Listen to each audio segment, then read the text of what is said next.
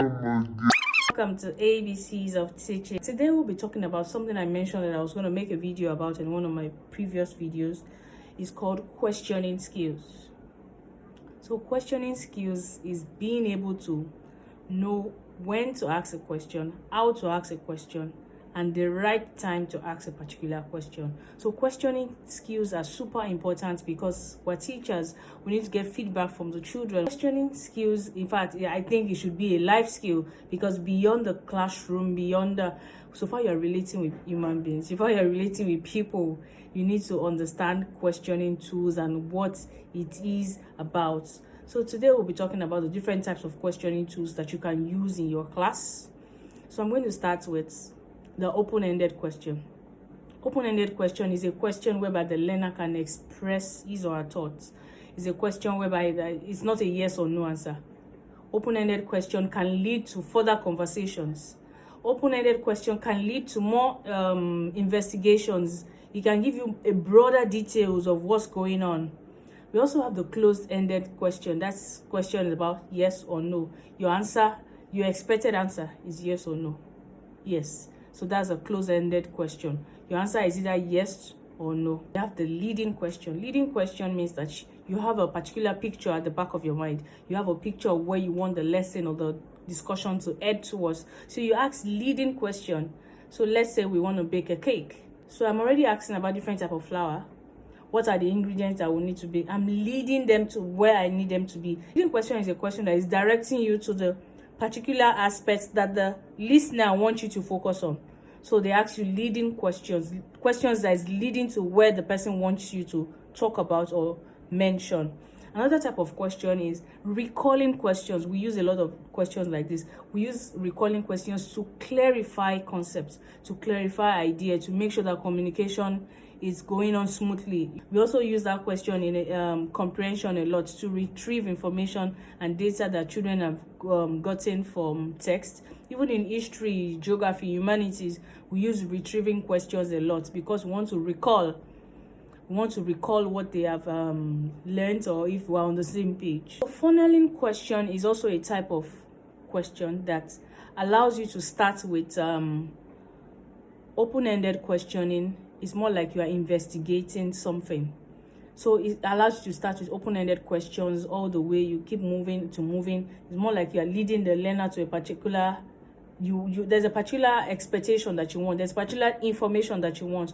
So you ask leading questions that are open-ended. At the end of the day, you end the conversation with a closed question, whether it's a yes or no, considering all that the person has mentioned from the top, from the beginning of the conversation, whether it ends with a yes or it's a no. So that's a funneling question method. For you to be able to master these skills, you need to know when to ask whatever particular type of question and how you'll be able to use that answer that you get from the learner or from whoever that you're conversing with to translate or to move further into the next thing that you're trying to aim at. Everybody has a background knowledge of or an idea of what they want to talk about or where they want the conversation to end. Just like if you are marketing something to someone, the goal is for the person to buy. The goal is for sale to happen. So when the person starts the questioning process, it's leading you somewhere. So you need to know the appropriate questions to ask, whether you start with an open-ended question or whether you start with a closed-ended question.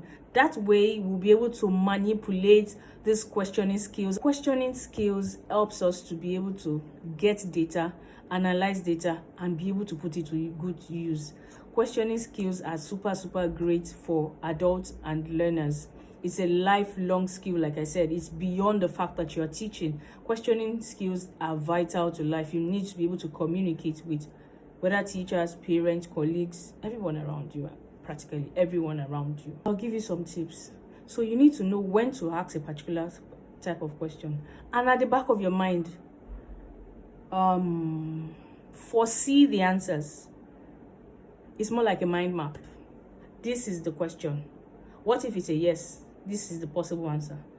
I mean, if you have another response that says no, this is the next direction. So questioning is more like it's a tool that you need to be able to understand, and I need you to read up on this so you'll be able to know how to harness this skill, because it's a skill that cuts across all ages, all classes, all subjects. It cuts across whether you're using a Nigerian curriculum, American, whatever country's curriculum.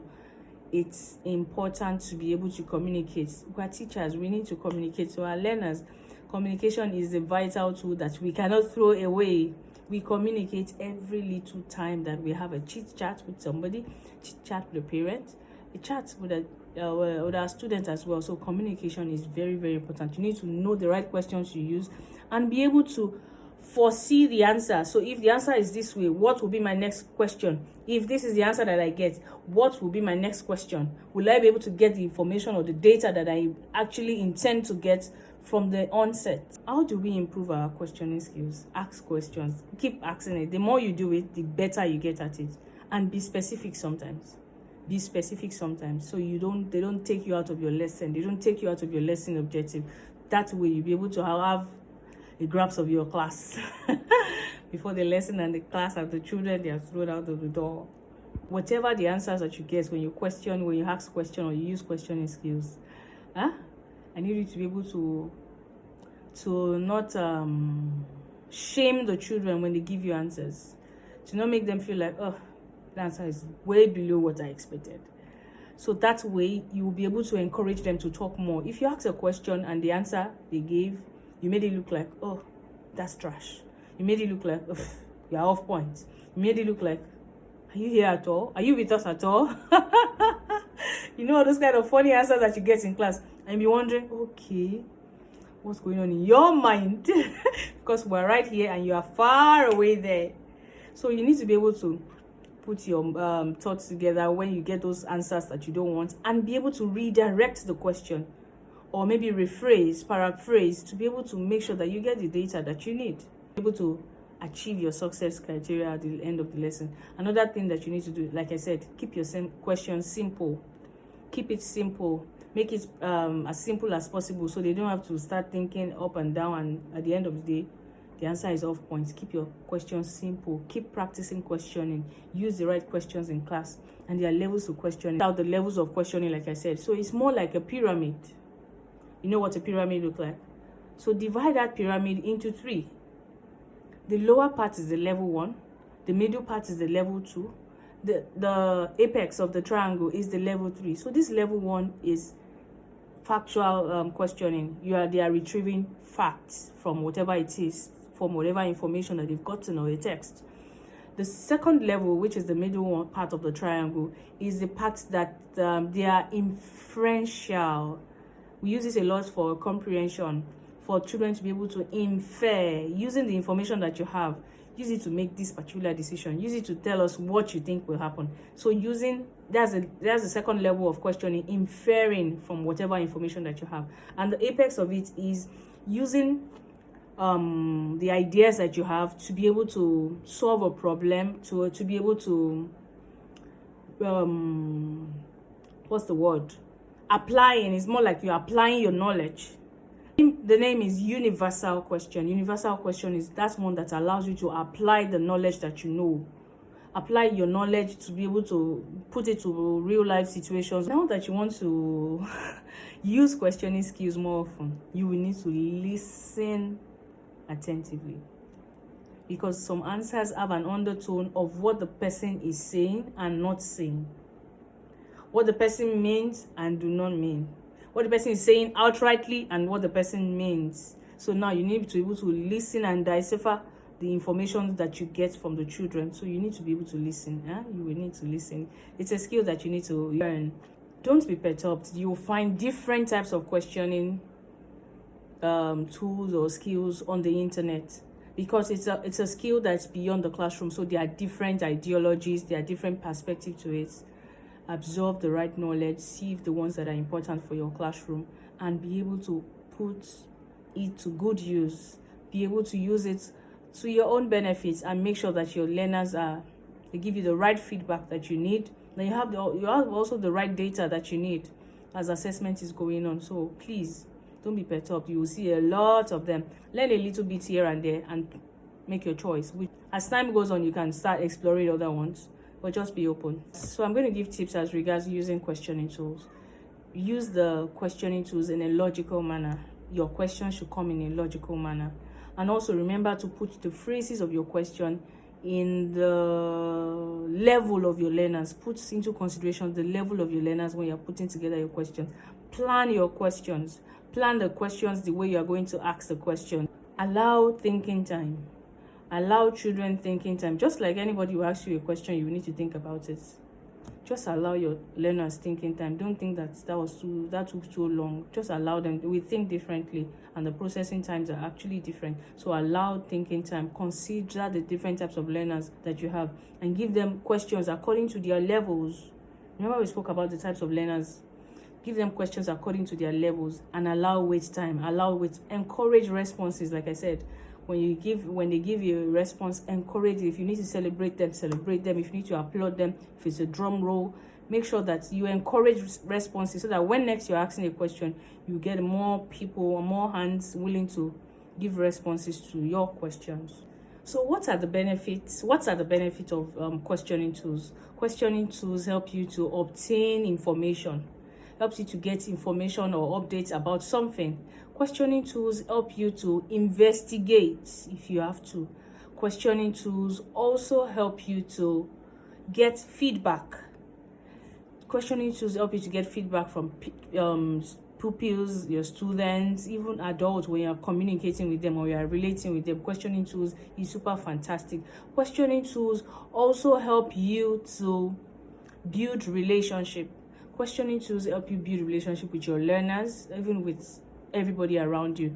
Questioning tools help you gain clarity of concepts. So you're asking questions to clarify points. You're asking questions to be sure that we're on the same page.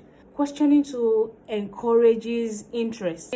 The learners or the person to be interested in whatever it is that we're talking about or whatever it is that we're teaching about. It encourages interest. Questioning tools helps to facilitate thoughts. It brings about creativity. There are ways that you will ask a learner a question. There are ways that you will ask questions in your class that it would open up their mind and they begin to see out of the box. There are ways that you will ask a question and everybody's thinking cap will be on.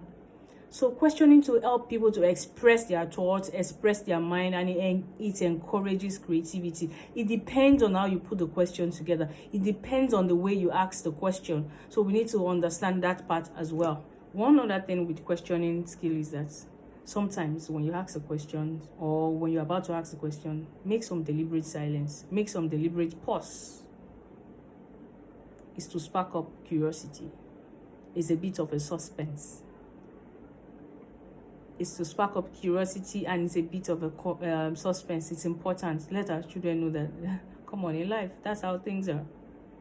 There's a pause here and there. So please, I hope that with all that I've told you, they've learned something about questioning skills and you've been gingered. So go learn more about questioning and the different types of questions that you can use in the class.